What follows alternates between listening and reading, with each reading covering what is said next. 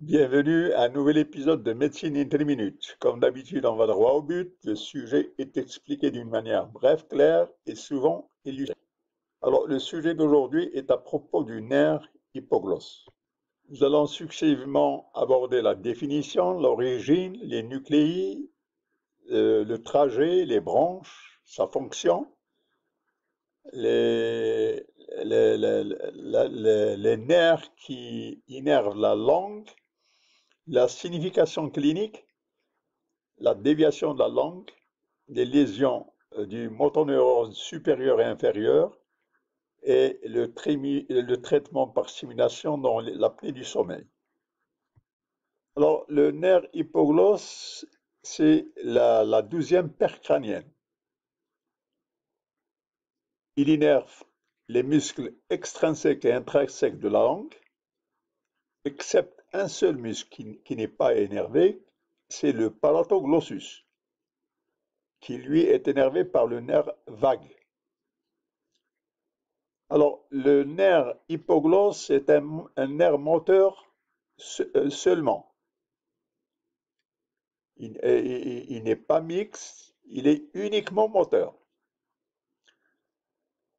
Alors, ce nerf prend origine au niveau des nucléus du tronc et il passe à travers, il va donner les terminaisons des muscles de la langue. C'est un nerf qui contrôle les mouvements de la langue. Donc, il intervient dans la parole et dans la déglutition. Et les lésions de ce nerf présentent des effets sur les mouvements de la langue. Ça peut survenir après un traumatisme ou un acte chirurgical.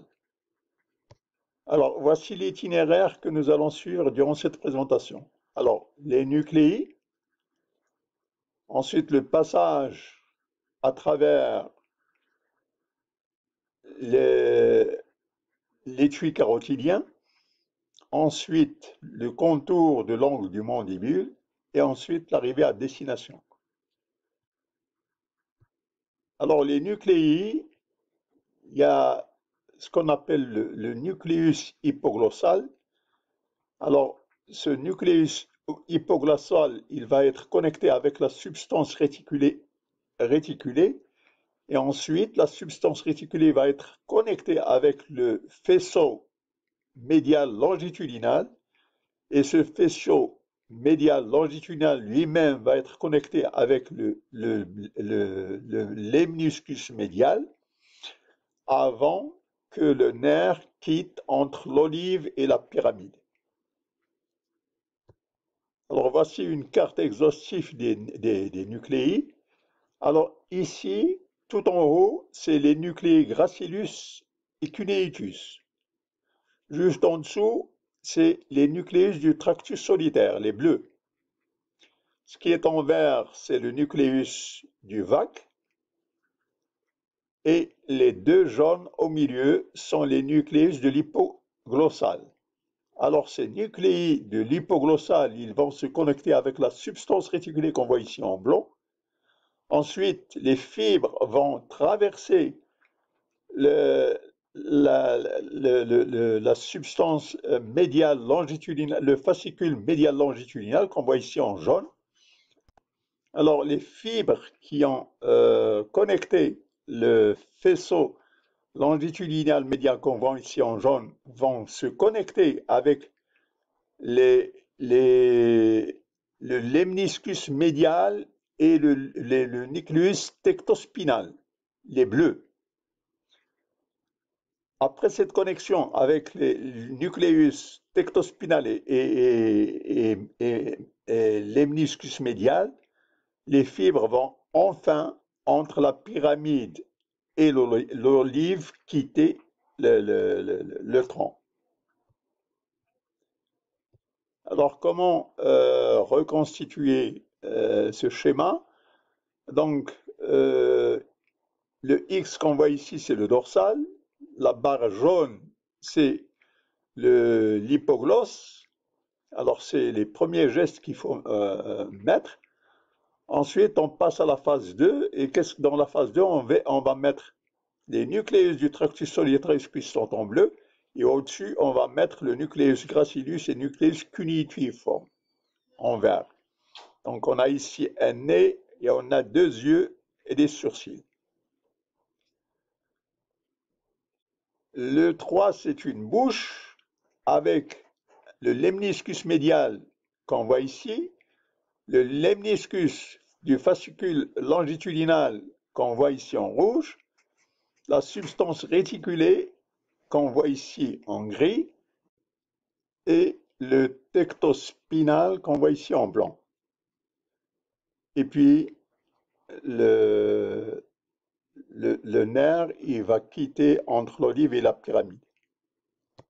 On arrive à ce joli dessin, le nez, les yeux, la bouche, avec les 3 dents, meniscus, substance réticulée, fasciculus et médial lemniscus. Alors, le nerf hypoglosse accompagne le nerf vague, le 10, et l'accessory. Il va passer entre l'artère carotide interne et l'artère et la veine jugulaire à l'intérieur de l'étui carotidien.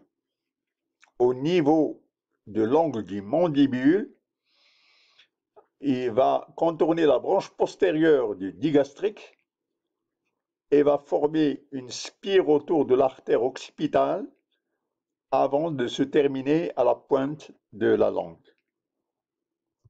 Ici, c'est une coupe de l'os occipital. On reconnaît la veine jugulaire, on reconnaît l'artère carotide externe et l'artère occipitale que voici. Et voilà, voici l'hypoglosse en compagnie du nerf vagal inférieur. Alors, il traverse le canal hypoglosse que voici. Un repère anatomique important, c'est la première cervicale. C'est là que l'hypoglosse, en compagnie du nerf génioïde et thyroïde, c'est donc au niveau de la première cervicale. Voici l'étui carotidien, et au sein de l'étui carotidien, il y a la veine jugulaire et l'artère carotide. Alors, le faisceau postérieur du digastrique, il croise les deux en compagnie de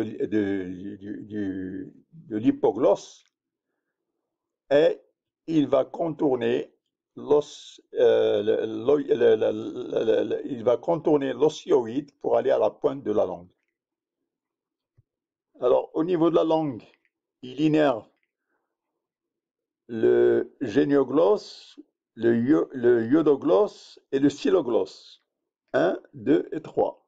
Il n'énerve pas le palatoglosse. Le palatoglosse, le 1, ici, là, il n'est pas innervé par l'hypoglosse. Donc, c'est le 2, le 3 et le 4 qui sont innervés par l'hypoglosse. Alors, on place la langue au centre. Il existe 4 repères anatomiques. Il y a le processus styloïde, l'os palatin, le mandibule, le tubercule du mandibule et l'osioïde. Quand on a ces 4 repères osseux, alors ils sont connectés avec la langue au centre. Alors la connexion entre la langue et le palate, c'est le palatoglossal muscle. La connexion entre la langue et le styloïde processus, c'est le styloglossus muscle. Et la connexion entre la langue et l'osioïde, c'est l'hypoglosse. Alors, la connexion entre l'osioïde et le mandibule et la langue, entre les deux, c'est le génoglossal muscle. Donc, styloglossal, palatoglossal, hypoglossal et génioglossal. Alors, le génioglossal, c'est la protrusion de la langue. Le stylo-glossal, c'est la rétraction de la langue. Le palatoglossal, c'est l'élévation de la langue. Et l'hypoglossal, c'est la dépression de la langue. Alors, les trois muscles sont innervés par l'hypoglossal, mais le palatoglossal, lui, est innervé par le 10. En ce qui concerne les muscles intrinsèques de la langue, il y a la coupe médiane fibreuse septum, elle est coronale. Alors, on a les muscles verticalis et les muscles transressus. Sur la coupe horizontale, on a les muscles supérieurs longitudinaux et les muscles inférieurs longitudinaux. Et il ne faut pas confondre le palatoglossal qu'on a vu avec ce palatoglossus ici. Alors, les lésions de l'hypoglosse sont rares. Les plus communes sont les blessures, les compressions par des tumeurs, les blessures palpales, les lésions chirurgicales, l'accident vasculaire cérébral de la moelle, la sclérose en plaques, le syndrome de Guillain-Barré, la sarcoïdose, la lésion peut être unilatérale ou bilatérale. Alors, elle peut s'accompagner d'une lésion faciale et de lésion du trigymo. Alors, la lésion peut se voir comme atteinte pure du motoneurone supérieur ou du motoneurone inférieur. Alors, on va voir la différence entre les deux. Voici une position normale de la langue. Si la lésion affecte le motoneurone inférieur, la déviation de la langue s'effectue du même côté que la lésion.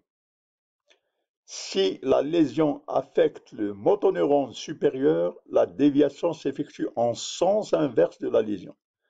Sur le plan clinique, c'est fondamental parce que ça permet de situer la lésion rien par l'aspect de la déviation de la langue. Donc, ipsilatéral, même côté que la lésion, c'est la lésion du motoneurone inférieur. Contralatéral, c'est la lésion du motoneurone supérieur. Motoneurone inférieur, lésion du même côté. Ce qui est affecté, c'est le muscle génioglosse. C'est ce muscle qui cause la déviation vers le sens, le même côté que la lésion. Nous allons enfin aborder le chapitre de la simulation du nerf hypoglosse. C'est un nouveau moyen de traitement de l'apnée du sommeil. La chirurgie va permettre de placer des électrodes qui vont stimuler ce nerf et c'est une alternative qui est bien supportée dans l'apnée du sommeil. Merci d'avoir assisté à cet épisode de Médecine en 3 minutes. Voulez-vous appliquer le bouton like, l'adhérer à la chaîne si vous ne l'êtes pas? Vos suggestions sont toujours bienvenues. Merci.